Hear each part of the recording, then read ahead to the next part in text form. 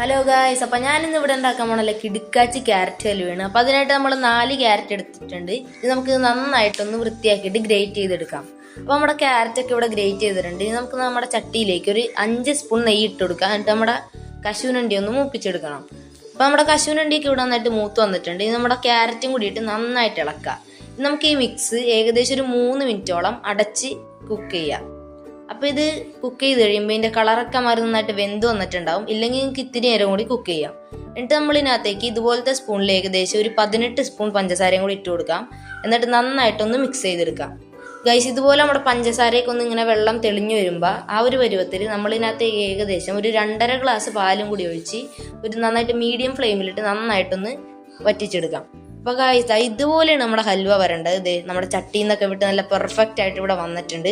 ഇതിന് നല്ല ടേസ്റ്റാണ്. ഈസി ആയിട്ടുള്ള ഈ ഒരു റെസിപ്പി എല്ലാവരും ട്രൈ ചെയ്ത് നോക്കാം. ബൈ.